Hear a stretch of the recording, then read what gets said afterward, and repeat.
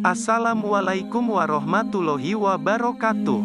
Sobat Rizky Al-Hafiz Channel, salam sejahtera bagi kalian semua.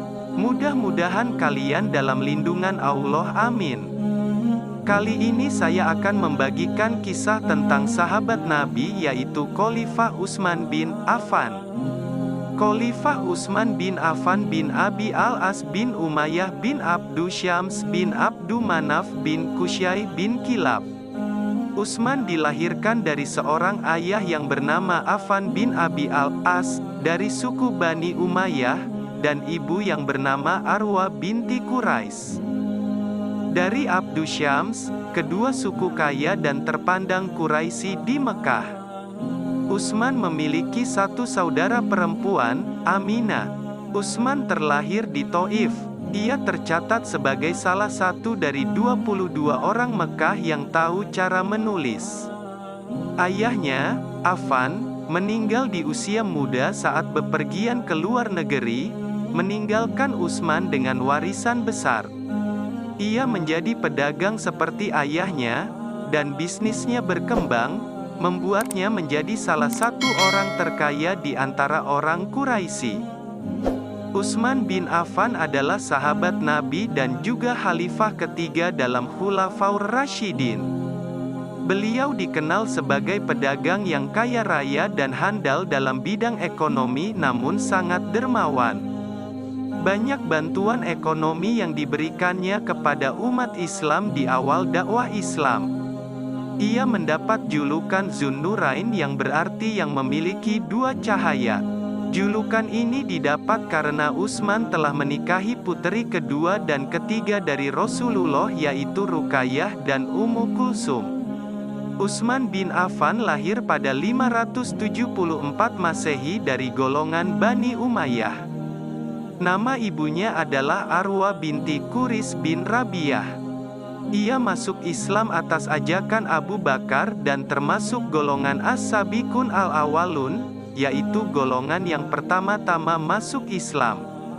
Rasulullah sendiri menggambarkan Utsman bin Affan sebagai pribadi yang paling jujur dan rendah hati di antara kaum muslimin. Diriwayatkan oleh Imam Muslim bahwa Aisyah bertanya kepada Rasulullah, "Abu Bakar masuk tetapi engkau biasa saja dan tidak memberi perhatian khusus. Lalu Umar masuk, engkau pun biasa saja dan tidak memberi perhatian khusus. Akan tetapi ketika Utsman masuk engkau terus duduk dan membetulkan pakaian, mengapa?" tanya Aisyah. Rasulullah menjawab, "Apakah aku tidak malu terhadap orang yang malaikat saja malu kepadanya?" Pada saat perang Zatirika dan perang Ghatfahan berkecamuk, di mana Rasulullah memimpin perang, Utsman dipercaya menjabat wali kota Madinah. Saat perang Tabuk, Utsman menyumbangkan 950 ekor unta dan 70 ekor kuda, ditambah 1000 dirham sumbangan pribadi untuk perang Tabuk, nilainya sama dengan sepertiga biaya perang tersebut. Utsman bin Affan juga menunjukkan kedermawanannya tatkala membeli mata air yang berada di rumah dari seorang lelaki suku Ghifar seharga 35.000 dirham. Mata air itu ia wakafkan untuk kepentingan rakyat umum. Pada masa pemerintahan Abu Bakar, Utsman juga pernah memberikan gandum yang diangkut dengan 1000 unta untuk membantu kaum miskin yang menderita di musim kering. Ia adalah khalifah kali pertama yang melakukan perluasan Masjid Haram Mekah dan Masjid Nabawi Madinah karena semakin ramai umat Islam yang menjalankan rukun Islam kelima, yaitu haji. Ia mencetuskan ide polisi keamanan bagi rakyatnya, membuat bangunan khusus untuk mahkamah dan mengadili perkara yang sebelumnya dilakukan di masjid, membangun pertanian, menaklukkan beberapa daerah kecil yang berada di sekitar perbatasan seperti Syria, Afrika Utara, Persia, Khurasan, Palestina, Siprus, Rhodes, dan juga membentuk angkatan laut yang kuat. Jasanya yang paling besar adalah saat mengeluarkan kebijakan untuk mengumpulkan Al-Quran dalam satu mushaf. Selama masa jabatannya, Utsman banyak mengganti gubernur wilayah yang tidak cocok atau kurang cakap dan menggantikannya dengan orang-orang yang lebih baik dan cakap. Namun hal ini banyak membuat sakit hati pejabat yang diturunkan sehingga mereka bersekongkol untuk membunuh khalifah.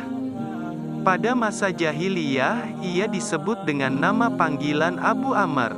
Setelah masa Islam, ia lebih sering dipanggil Abu Abdullah, yang diambil dari nama putranya dari Ruqayyah.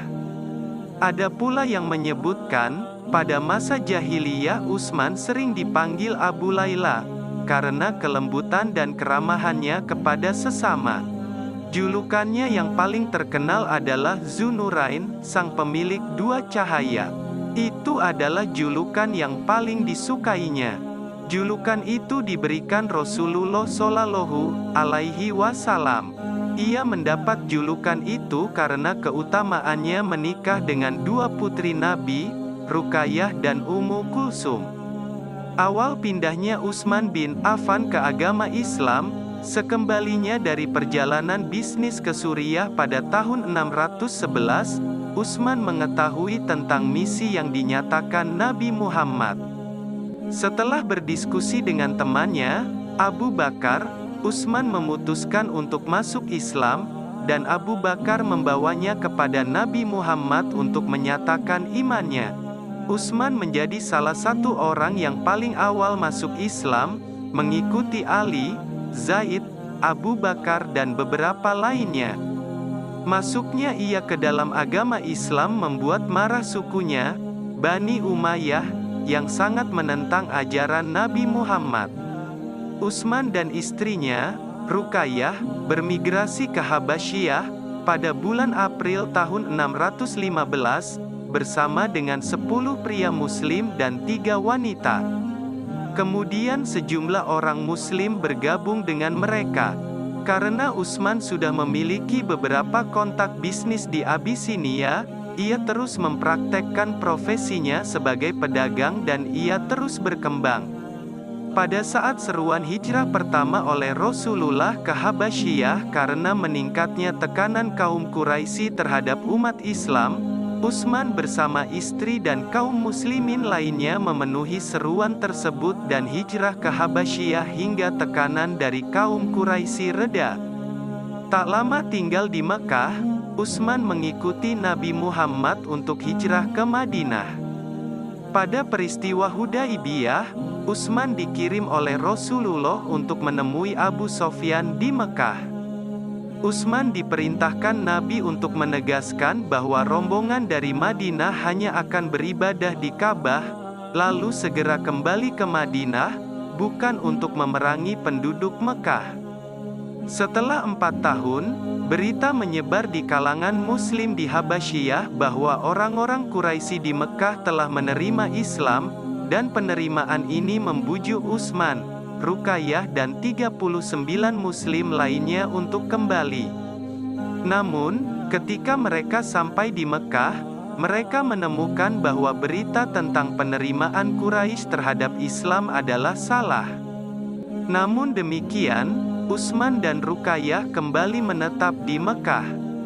Pada 622, Utsman dan istrinya, Ruqayyah, berada di antara kelompok ketiga Muslim untuk bermigrasi ke Madinah.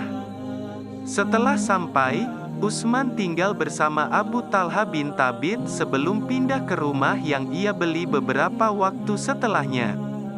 Utsman adalah salah satu pedagang terkaya di Mekah, tanpa membutuhkan bantuan keuangan dari saudara-saudara Ansari, karena ia telah membawa kekayaan yang sangat besar yang telah ia kumpulkan dengannya ke Madinah. Sebagian besar Muslim Madinah adalah petani dengan sedikit minat dalam perdagangan, dan orang Yahudi telah melakukan sebagian besar perdagangan di kota.